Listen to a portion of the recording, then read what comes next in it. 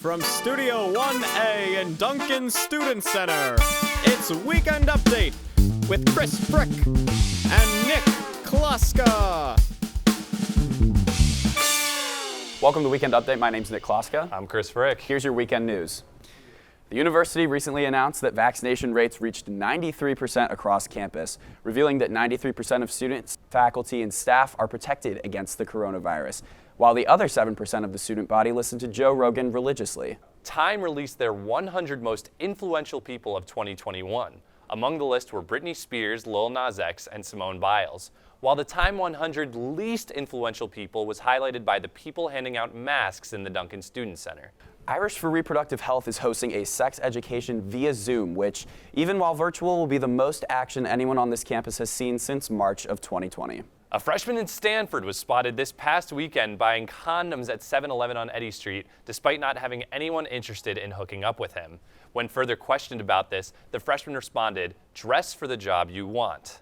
Ex-teenager Ben Platt is set to star in the film adaptation of Dear Evan Hansen, which premiered at the DeBartolo Performing Arts Center last week. Come back next week for DPAC's preview screening of Pinocchio, starring Lou Holtz as the titular role. A cat fell from the rafters at Hard Rock Stadium in Miami last weekend, but survived after being caught in an American flag being held by a group of fans below. The cat appeared to be very upset afterwards, likely due to the fact that it's a member of the Taliban. The Mendoza College of Business is hosting Jeff Smith, COO of World Fuel Service, which is an energy company that, according to their sustainability report, sold more than 19.4 billion gallons of oil across the world in 2019. You can see him here pictured smiling as a baby polar bear gets separated from his mother as their respective ice caps melt away into the ocean. Each member of the Notre Dame offensive line has sealed a partnership with Dude Wipes, the baby wipes for dudes.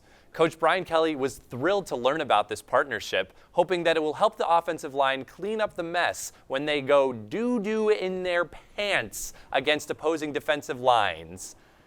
Doo-doo. The ND mobile app recently launched an update to the mobile platform called the ND Student Marketplace feature.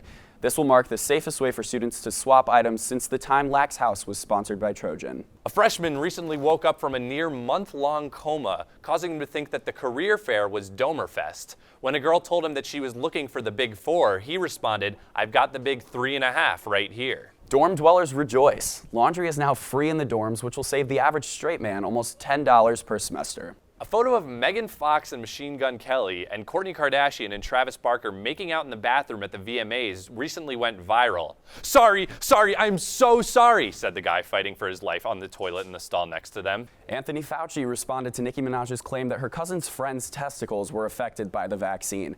Said Fauci, they really weren't that big. The youngest son of Osama bin Laden claims that he feels only shame and horror for his father's actions. Now he knows how I feel when my dad says I love you in public. The new Instagram account, ND for Gays, has been holding a tournament to decide the gayest girls' dorm on campus. In protest, former Zom Hall members are hosting a straightest dorm competition, with the winner being allowed to have one public platonic female friend. Alexandria Ocasio-Cortez drew criticism for wearing a dress that read "Tax the Rich" to the Met Gala, which cost $35,000 to attend. However, it was not nearly as controversial as Ted Cruz's tuxedo, which read, "Who cares about the babies once they're born?" California Governor Gavin Newsom recently beat the GOP-backed vote to recall him as the state's governor. And honestly, Stephanie, all of this is starting to make me recall what we used to have and recalling all of the good times that we shared. Maybe it's time to give our relationship a recall. Please answer my calls. That's all the news for this weekend. Hopefully there's not any more news in the near future. Y'all be easy.